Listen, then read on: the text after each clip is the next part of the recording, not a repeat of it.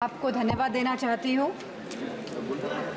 हमारा देश किसान प्रधान और कृषि प्रधान देश है। अगर हमारे किसान और युवाओं का भविष्य सुनिश्चित नहीं कर पा रहे हैं हम, तो मैं समझती हूँ कहीं ना कहीं हम सब अपने फ़र्ज से डगमगा रहे हैं। जहाँ वित्त मंत्री ने 9 प्राथमिकताओं की बात करी और कृषि को जहाँ पहला स्थान दिया गया, वही मैं वित्त मंत्री से पूछना चाहती हूँ कि कृषि ग्रामीण अर्थव्यवस्था की वृद्धि दर क्या है। जहां यह कहा गया था कि 2024 तक आप किसान की आय दुगनी कर देंगे, 22 तक किसान की आय दुगनी कर देंगे, और जहां एमएसपी का वादा किया गया था, तो मैं पूछना चाहूँगी कृषि मंत्री से कि आज एग्रीकल्चरल इंफ्रास्ट्रक्चर में कितना बजट या सरकार द्वारा दिया जा रहा है। यूपी को इस बजट के तहत क्या मिला है।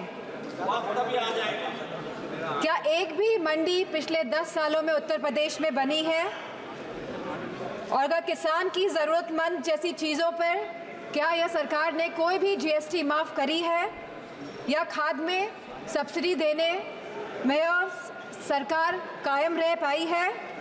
और जहां खुद प्रधानमंत्री आए थे उत्तर प्रदेश में विधानसभा चुनाव में, और उन्होंने वादा किया था उत्तर प्रदेश की जनता को, उत्तर प्रदेश के लोगों को, कि वो आवारा मवेशियों की समस्या से किसानों को हल दिलाएंगे, निजात दिलाएंगे।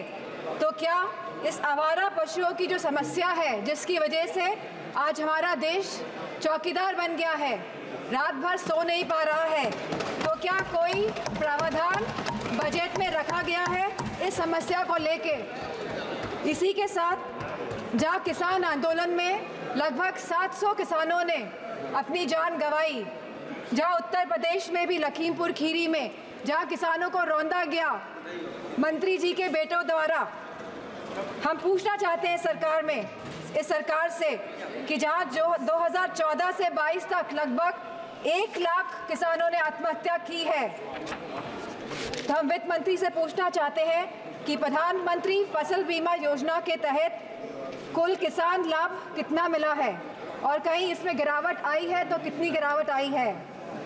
यह सरकार लगातार 1 दशक से किसानों की अवहेलना कर रही है।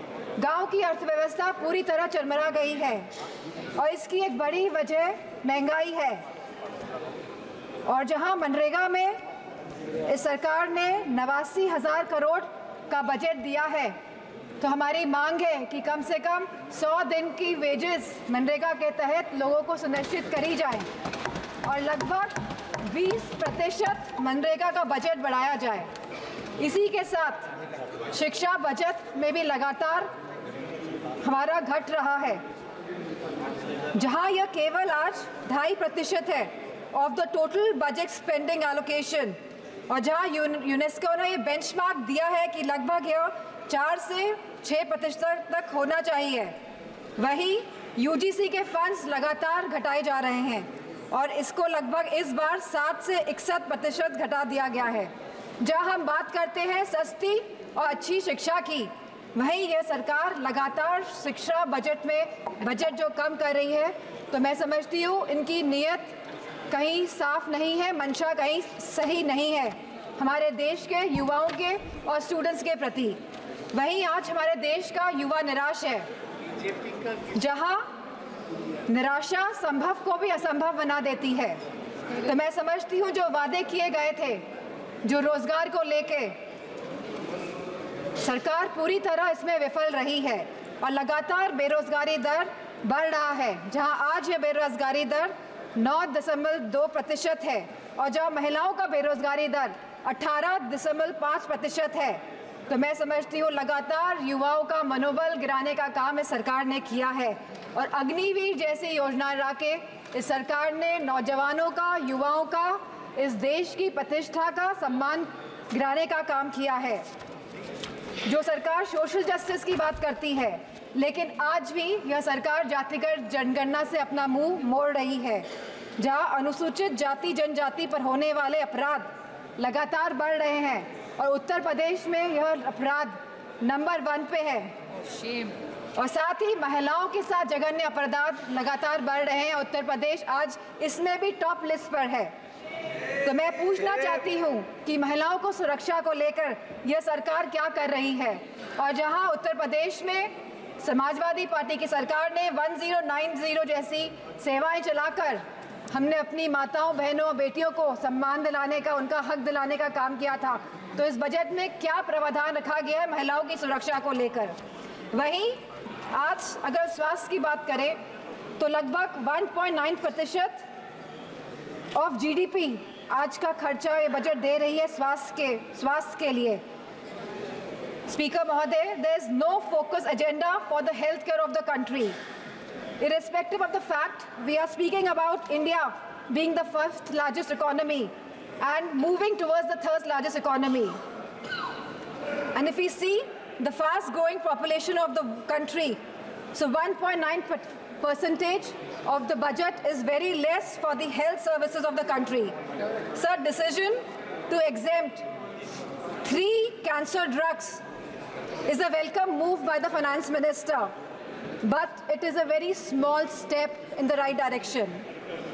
Sir, मैम, हमारे उत्तर प्रदेश में लखनऊ में एक कैंसर इंस्टीट्यूट जिसमें लगभग 1000 करोड़ रुपए लगे हैं वो तैयार है, लेकिन ना केंद्र की सरकार ना स्टेट की सरकार ये सुनिश्चित कर रही है कि सुचारू रूप से वो कैंसर इंस्टीट्यूट चल सके, क्योंकि कैंसर के केसेस लगातार देश में बढ़ रहे हैं। और मेरा मानना है कि अगर ये कैंसर इंस्टीट्यूट सही ढंग से सरकार चला लेती है तो सस्ता इलाज हम अपने देशवासियों को दे पाएंगे।